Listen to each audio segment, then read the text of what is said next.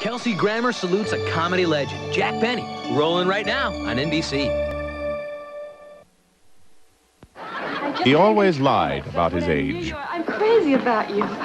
Well, I'm crazy about you too, Jane, but it's so ridiculous. I mean, look at the difference in our ages. There's not so much difference, Jack. I'm 26 and you're 39. I know, but I was thinking, say, 25 years from now, when you'll be 51 and I'll be 39. He played a good violin badly.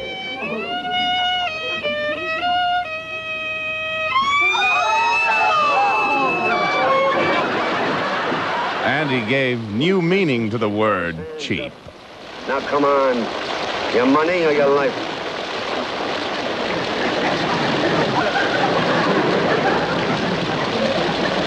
I said your money or your life. I'm thinking it over. I'm Jack Benny. Well, what do you know? Hey, Sally, he's Jack Benny. Hey, Judy, he's Jack Benny. Hey, Peggy, he's Jack Benny. Who's Jack Benny? I don't know. Who's Jack Benny? I don't know. Who's Jack Benny? I don't know. Ask him. Well, you've come to the right person, because coincidentally, I'm doing a tribute to him tonight. You'll love it. On this very special night, Kelsey Grammer salutes Jack Benny, presenting some of the greatest moments from one of the funniest and best-loved entertainers in the history of American comedy, the incomparable Jack Benny. With special appearances by Jay Leno, Phil Hartman, and Dan Aykroyd. And for one time only, Jack Benny and Kelsey Grammer together on stage.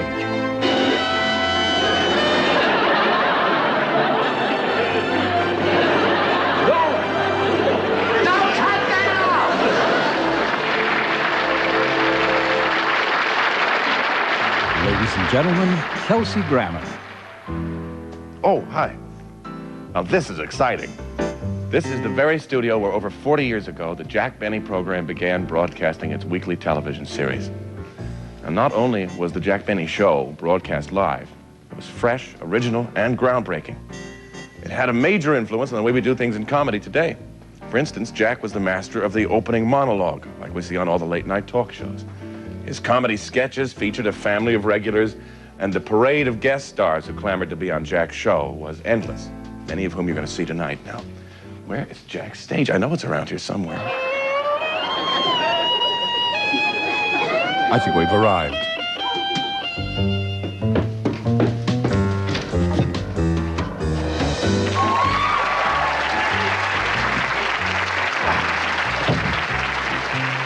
Well, here we are. This is where the Jack Benny magic was created. Actually, this is the very sound stage where they shot the show. Stage 33. Look at all this stuff. It's as if he never left. You know, I don't really remember the first time I saw Jack Benny. I just remember laughing, and I never remember having seen him without laughing. Later, as I became interested in an acting career, I found myself borrowing liberally tricks I had learned from Jack. No one was a better listener. His timing was impeccable, and what other comedian before or since was ever able to use silence as a punchline?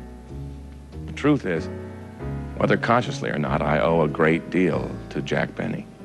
That's why I'm here tonight, to pay tribute to a comedy genius and to give somewhat belated thanks. First in radio, then in television, Jack Benny was part of everyone's extended family. Every family had a nephew who was a ladies' man, a cousin who lied about his age, and a grandfather who was a cheapskate. In real life, Jack, of course, wasn't any of these things, especially a cheapskate. Here's one from a lady in Michigan, and she enclosed a stamped, self-addressed envelope here. And she says, she says, Dear Mr. Benny, Is it true that you're as cheap and stingy in person as you are on television?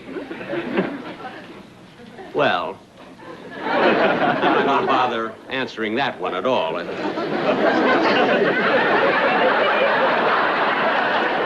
Oh, for heaven's sake, Rochester, look at the way you're typing. Some of the words are so light I can hardly read them. Boss, I've been asking for 2 years to buy a new ribbon. Why should I buy a new ribbon? Because pulling the old one out and dipping in grape juice is ridiculous. You know, Jimmy, nowadays deductions are hard to find. Oh, they sure are. They're getting more difficult all the time. Yeah. You know, Jimmy, you're such a good friend of mine. I'm going to let you have the deduction. Here, Jimmy, you pay the check. Let's see, a ham sandwich and pie a la mode. That'll be 85 cents. Yeah. Take it out. Hey, wait a minute. You've never eaten in Gundelfinger before, have you? No. Well, I trust people. Go over to that cash register, put in your $1, and take your 15-cent change. I wouldn't like to go. You're honest, aren't you? Of course. Well, go ahead. Okay.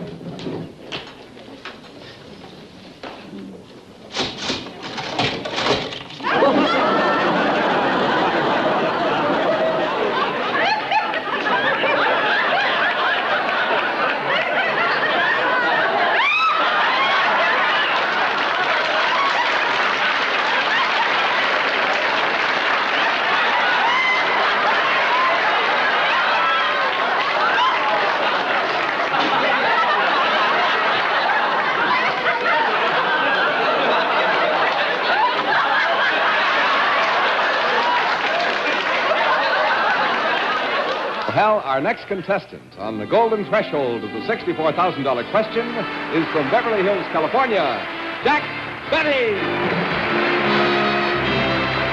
For $64, Stradivari was one of the 3 great masters of violin making, whose instruments have never been surpassed in tone and craftsmanship. Give me Stradivari's first name and the name of the town where he was born. Incidentally, you're the first one who pronounced his name right. They generally call him Stradivarius, but that's the violin. Stradivarius, right. Yeah. His first name was Antonio, and he was born in Cremona, Italy. You're right for $64. Jack, you now have $64. Your next question is worth $128. Shall we go ahead? Pardon? Shall we go ahead for $128? No, thank you.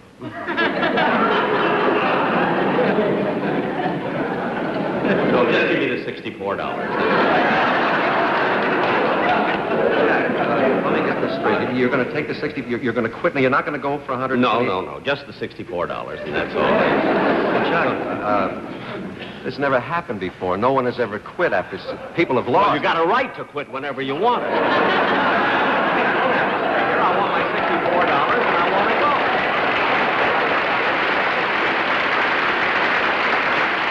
Listen to me. If you'd have done what I asked you to and come in my dressing room before the show, you'd have known that you weren't supposed to come out here until I introduced you. Jack, I tried to get into your dressing room, but I didn't have a nickel.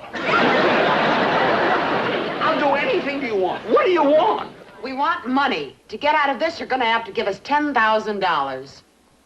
$10,000? Either you get us $10,000 or we'll break both your legs. You heard him. $10,000 or we break both your legs.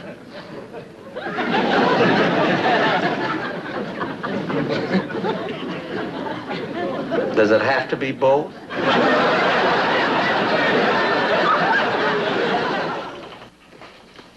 Mr. Benny? Yes? Mr. Benny, we're from the Department of Internal Revenue.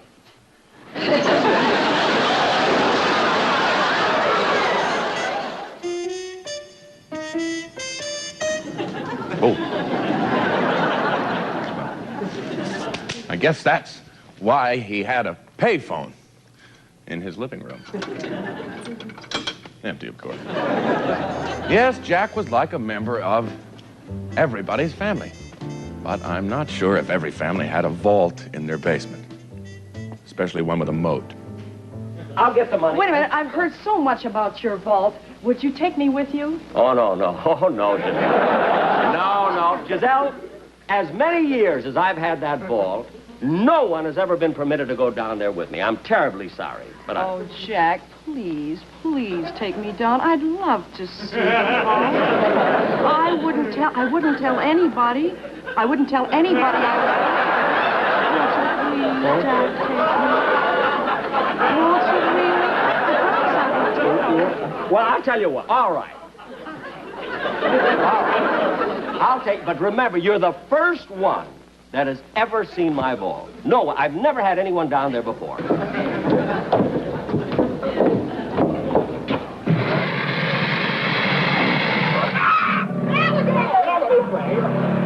Yeah, you see, that's an extra precaution that I took. I have 3, you know. 3 alligators? Yes, I had 4, but Mary wanted a bag for Christmas.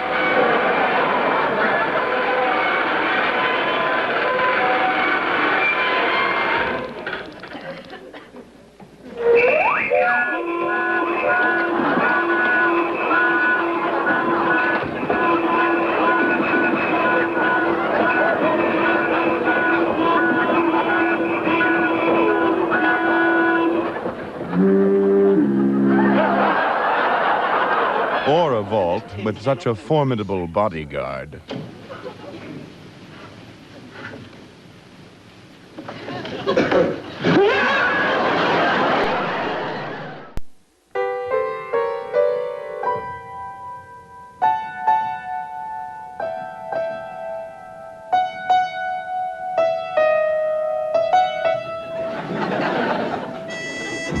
Not very much is known about Jack's family, but luckily for us, we found a vintage and revealing clip from a rare interview that Jack had with Mike Wallace. Mr. Benny, why are you so greedy? You have such a lust for money. Could it be in your background? There must be a reason. Well, Mike, when I was a very, very young fellow, you see, my mother used to walk along the railroad tracks all day long and pick up little pieces of coal just so we could have some heat in the house, you know? And then my father, in the wintertime, in the coldest days, he would shovel coal all day long just to earn a few pennies an hour. You know? Now, I take it you were very poor. No, they were poor. I was doing fine. Of course, the truth was different. The real story of Jack Benny began in Waukegan, Illinois, where he was born Benjamin Kubelski. His father wanted him to be a serious musician. In fact, Jack wanted to be a serious musician. The problem was nobody else wanted Jack to be a serious musician. Vaudeville audiences went crazy for Jack, where he was billed Jack Benny Fiddle Funology. And in 1934, he hit it big on radio. And now, ladies and gentlemen, we bring you the star of our show, Jack Benny. Hello again, this is Jack Benny talking. And Don, you can joke about it if you want to, but believe me, a tandem bicycle is the way to travel. In that same year, he was named favorite comedian in a nationwide poll. It was a fabulous vote of confidence for Jack, who won out over Eddie Cantor, Ed Wynn, and Fred Allen for the coveted top spot. Sundays at 7 was the time slot that Jack would occupy on radio for the next 21 years. In 1950, he took his entire radio family with him when he moved to television. This is what he said on his very first show.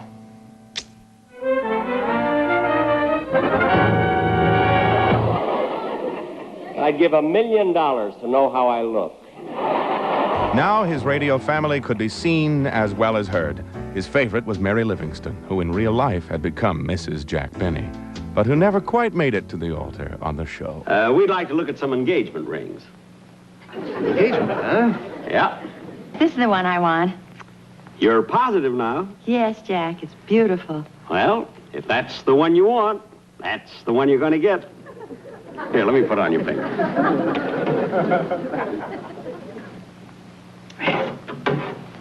Gee.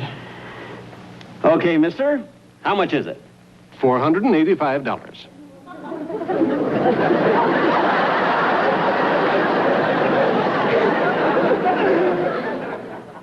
Mary, Yes, Jack?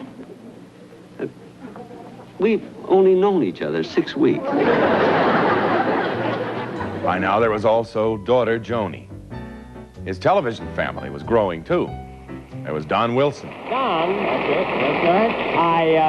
I was just telling all the folks out there that you have been with me 17 of my 19 years in radio. Well, thanks, Jack. And I must say those 17 years have been very happy ones. Thank you, Don. Not fruitful, but happy. His singer, Dennis Day. A note from your mother, huh? What am I, a school teacher or something? Says, please excuse my son Dennis for being late. But this morning we had to rush him to the hospital and have his appendix taken out. This is a very, very funny letter. Yeah, it sure is. Now, why aren't you laughing? It'll break the stitches. There was Frank Nelson. Mr. Willoughby? Yeah.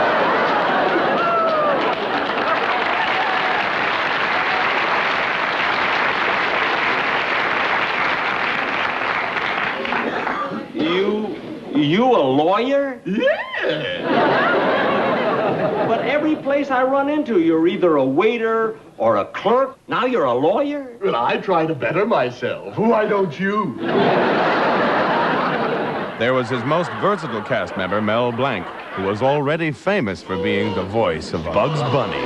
Oh, pardon me, mister, but did my man come over and put some of my clothes in your luggage? See?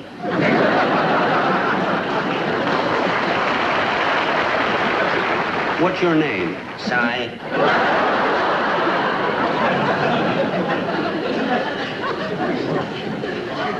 Si?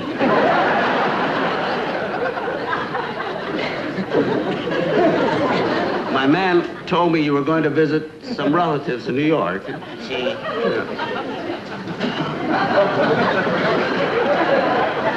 A sister? See? I'm afraid to ask this next one. What's her name? Sue.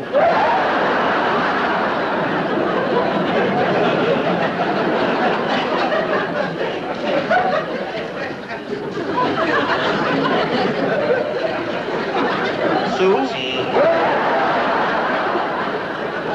And there was his right-hand man, Rochester, played by Eddie Anderson. We were never quite sure who worked for whom. Oh, for heaven's sake. What's the matter? Look at these eggs. They're sunny side up, and I wanted them flipped over. Flipped over? Yes.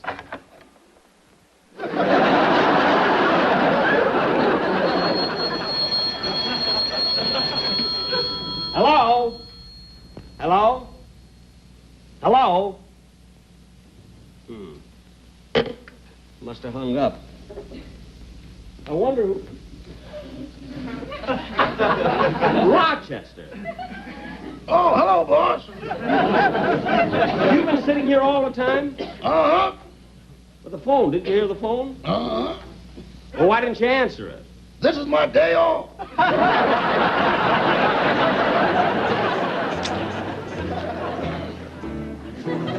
When I was a young man, Jack Benny said something that has stayed with me ever since. It was during an appearance on the Johnny Carson show. Johnny asked Jack, if you could attribute your success to any one thing, what would it be? Jack thought for a moment and replied simply, I always play up to my audience. This to me became the single most important piece of advice in my entire career. Jack also treated his guests with the same respect. That's why every star wanted to be on his show. And everybody was. Marilyn, this is your first appearance in television, isn't it? Yes, it is, Jack. Well, I'm quite flattered that you made your first appearance on my show. I really am. Just wonderful to have you. Milton, real nice having you on my show. Don't touch me. Milton. Mr. Burrow. Mr. Television. Yes? I think I get your point, Jack. You want me to make an entrance to prepare the audience for the lighter type of entertainment. Yes, if you want to be a comedian.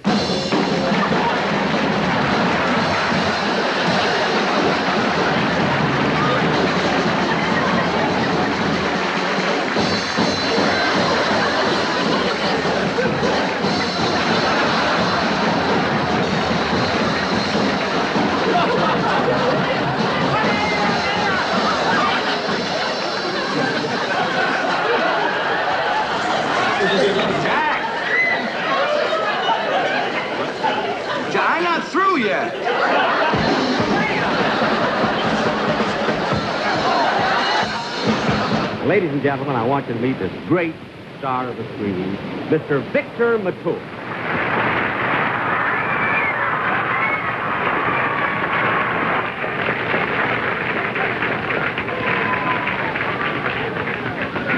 Now, Victor. Jack, what? Jack, just a second. You forgot something. Oh, Bing. Now, Bing, here's what I wanted to talk to you about. See, I'm going to do another television show pretty soon, and I'd like to have you as my guest on this show. Oh, I'm flattered, Jack. I'd love to be on it. It'll be absolutely wonderful. You know, Bing, I can just see it now. I'll come out on the stage first and tell some jokes, see? And then you come out and sing a song. Then I'll go back, then I'll come out. See, and we'll do a couple of numbers together. It'll be absolutely terrific. It'll be sensational. How much money will we want? $10,000.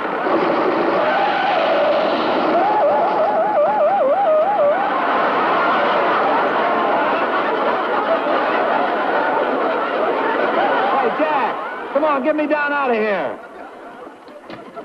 I'm not going to let you down. You come down on your price. Oh, no, you don't. I won't budge. I'm going to stick to my price. You better do what he says, Bing. I've been up here for 4 months.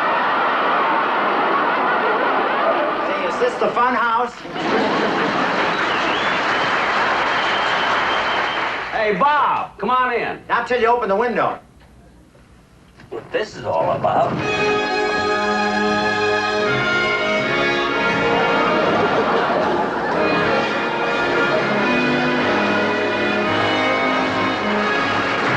That's enough, Les.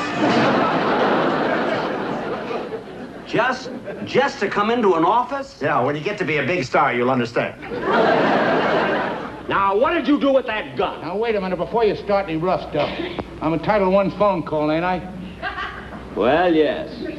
Okay, give me a dime and I'll run down to the drugstore. If I was ever sure of anything, it's this. I'm going.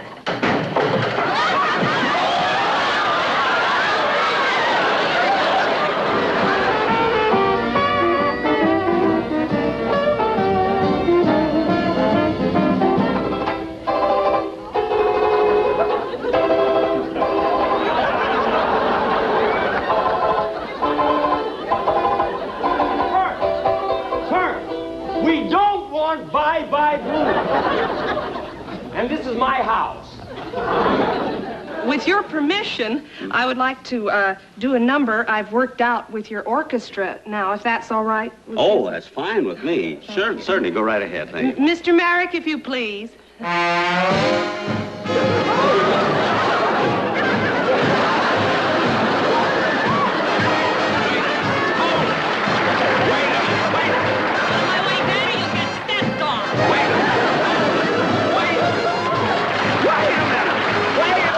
How did you kids happen to get into show business?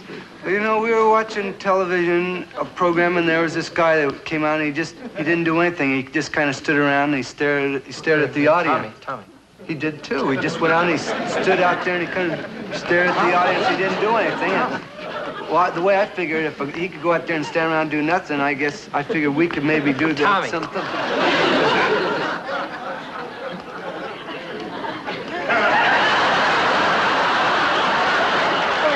I come from Wilmette, Illinois, and I was born in a trunk. Oh, you were born in a trunk. You mean your folks were in show business, huh? No, luggage. Aren't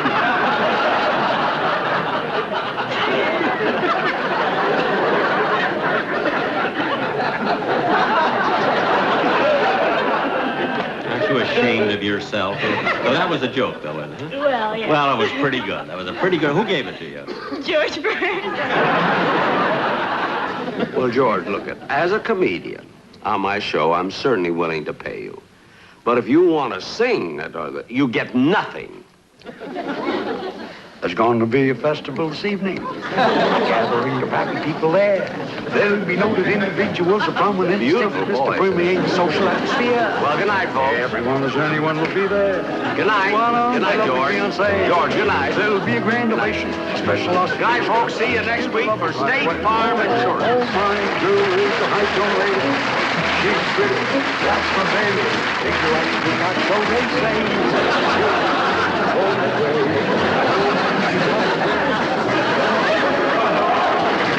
Stay with us for Phil Hartman. Well. Plus, Jack takes on Marilyn Monroe and Jane Mansfield, and the most famous violin in television history. And now back to Kelsey Grammer salutes Jack Benny.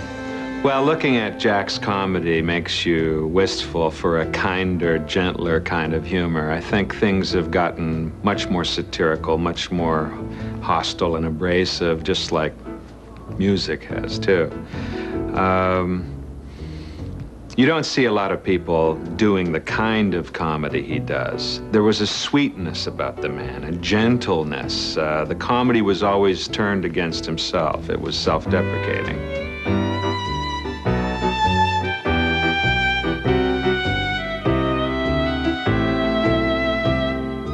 Jack's first love was the violin, which proves once again, as Jack used to say, you always hurt the one you love.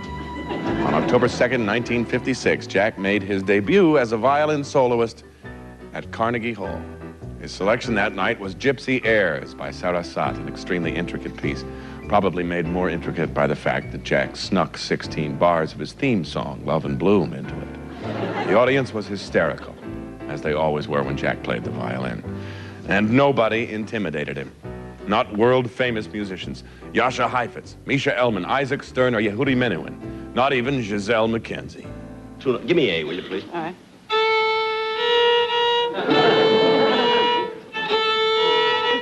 Give me A, will you, Honor? A. Give me A, will you, please, Phil? Fine. Give me A, will you, please? That's close enough. Jack Benny and his magic violin. Take one.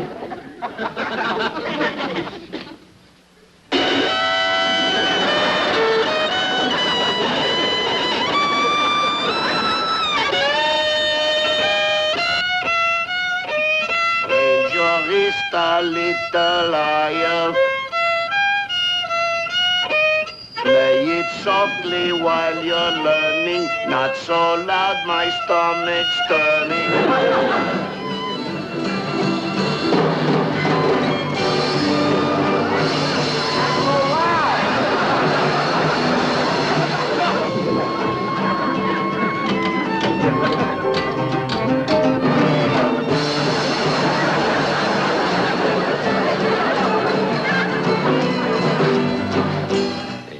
You know, Mr. Benny, I play the violin, too. Oh, really? I've been playing for 2 years. Oh, well, how well do you play? Pretty good. That's wonderful. You play like me? I used to.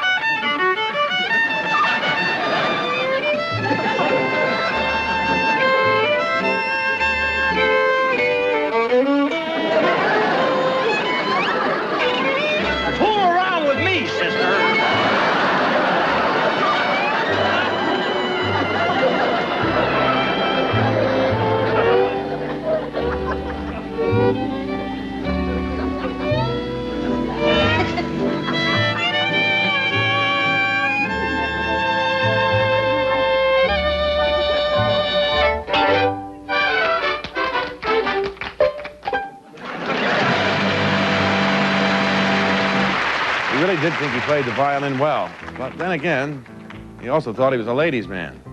He thought that. That's why it was funny. The truth is, he was a happily married man for 47 years to Mary.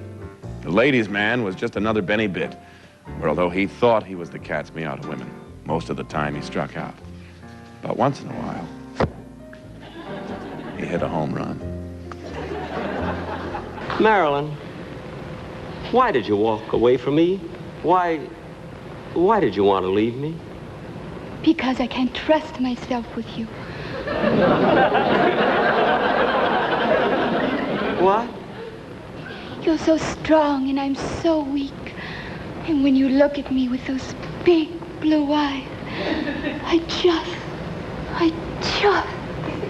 I understand. Don't stand there torturing yourself. Kiss me.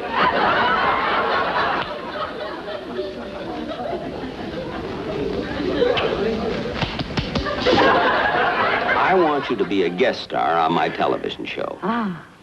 And I have a script. Well, it's the most wonderful idea for you and Fred Astaire. Oh, my, that does sound interesting. You know, Fred and I haven't worked together for a long time. Well, that's the whole idea. Jack, I just got this telegram. Yeah? It's from Fred Astaire. He's still in Chicago. His plane's been grounded. Oh, no. Well, the show goes on in a few minutes. What are we going to do?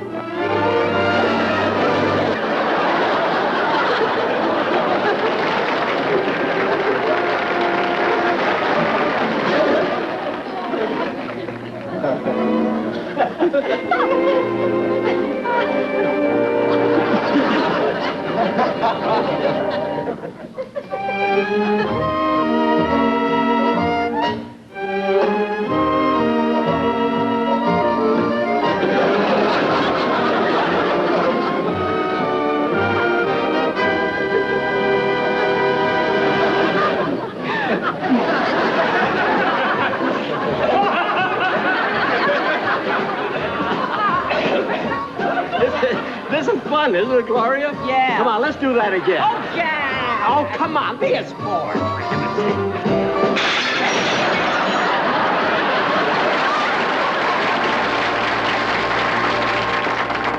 Why, that's strange. What's strange? Suddenly, I got a craving for chicken livers. Sweetest girl in the world. Now, how would you want me to sign this? Like, love Jack Benny or sincerely Jack Benny? Oh, you'll think I'm silly. No, I won't. How do you want me to sign this? Tony Curtis. Gee, Jack, it certainly was swell of you to bring me here. Well, I like you. Uh-huh. Jack? Oh, Robert. I got your note. Well, good. Now, the reason I asked you to come over... Oh, first I want you to meet Miss... where'd she go? I went to get him a chair. Uh-oh, Jack. Well, my fork, it slipped under the table. Would you get it for me? Well, of course, honey.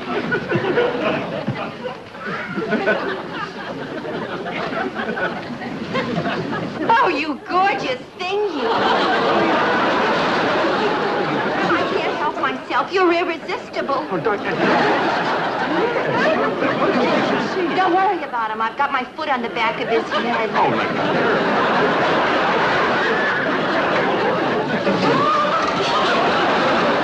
Well, I'll never forget the first time she ever kissed me.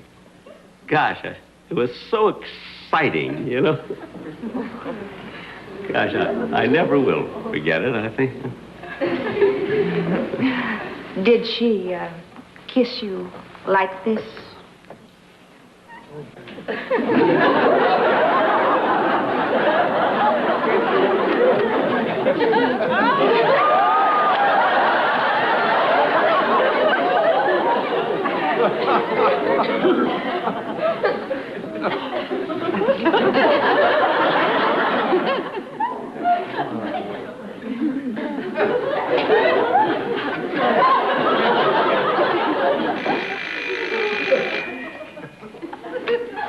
Hello?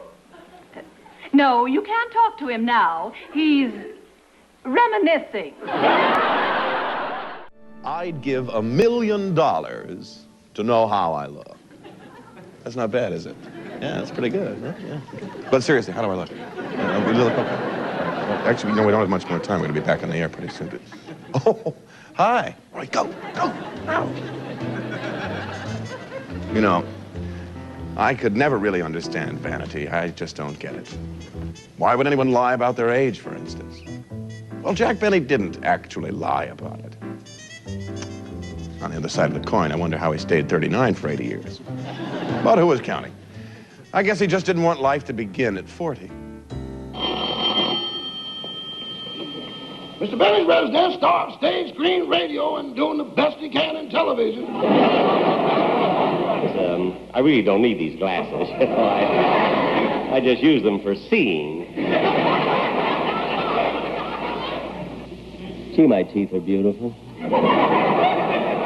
Yes, I'm Jack Benny. Jack Benny. One of the truly great violin virtuosos of America.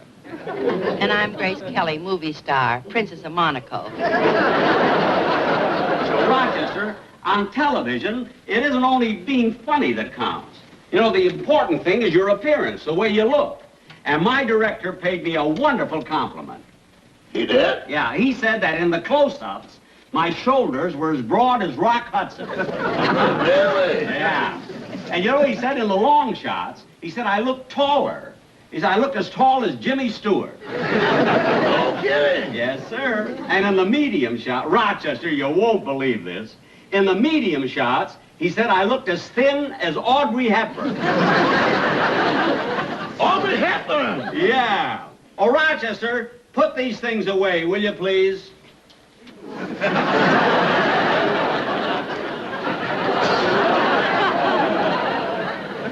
Rock Hudson!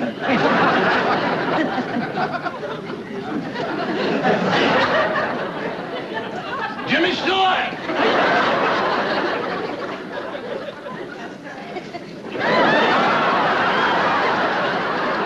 Hepburn! Jack, if you want to keep on getting away with that 39-year bit, you better get rid of that nervous twitch. You know, Jack, some turtles have been known to live for over 100 years. Over 100 years? Mm-hmm. Gee, look how wrinkled and shriveled and dried up his skin is. How old is this one? 39. Gee, that was sweet of Roberta Peters to give me one of her records. You know, I think she's kind of stuck on me, too.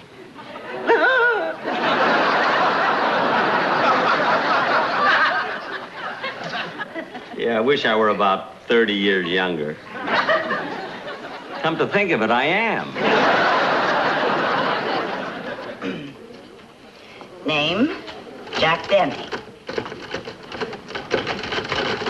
Address, 904 Santa Monica. Height, 5'11". Weight, 158. Age.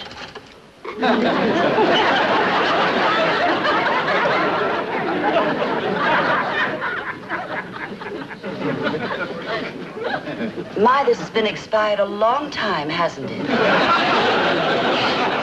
Rooted in the fact that the character, the persona that he projected was so strong. The parsimoniousness, the bad violin, his sort of, sort of surface mistreatment of poor Rochester. All of that built a character in the fullest sense, and I think that's what was appealing. Because in real life, we know that Jack Benny was extremely generous and was actually not a halfway bad violin player, in truth. So I think that that's what makes it appealing. It's in the writing and in the background of the character. And with all those combined with his ability to do the traditional English music hall or Catskill Mountains type of takes, reaction, you just had one of those golden presences that will never be replaced.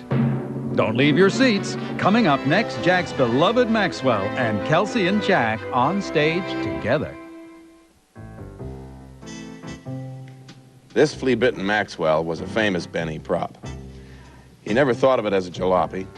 He had an uncanny ability to make everything believable, and to him, this Maxwell was a priceless, elegant, and classic vintage automobile.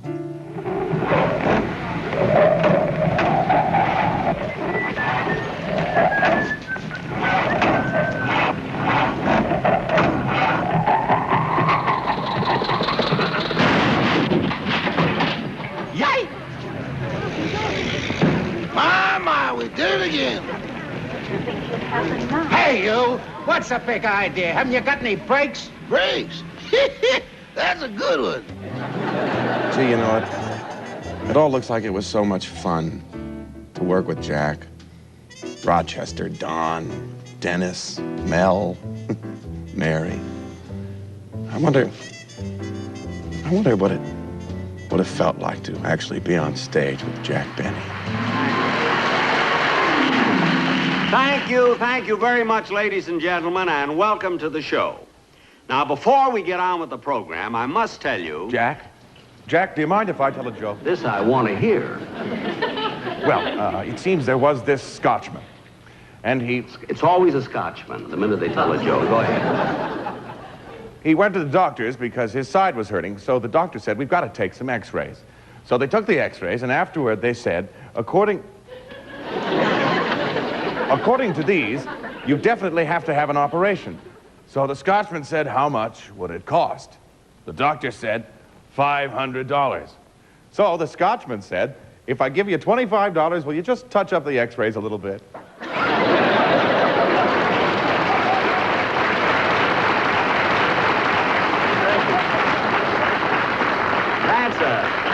That's a pretty good joke, you know. Who told it to you? Your doctor.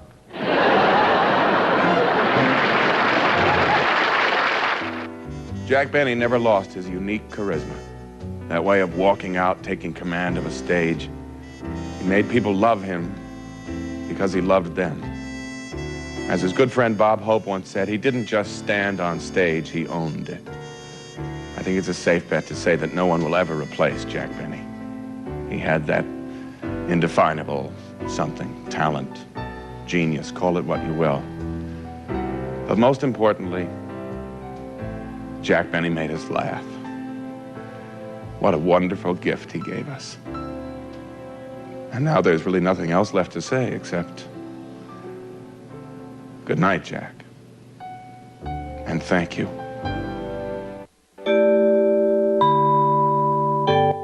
Stay up for Jay when he has the shocker of all shock jocks, Howard Stern, along with Siskel and Ebert on NBC's Tonight Show. Your local news is next. I'm Ron Majors. Unit 5 reveals more exclusive details about potential evidence in the mass murders in Palatine. Some air travelers will have much more than in-flight movies to entertain them. And Frank Sinatra's birthday bash on the Channel 5 News.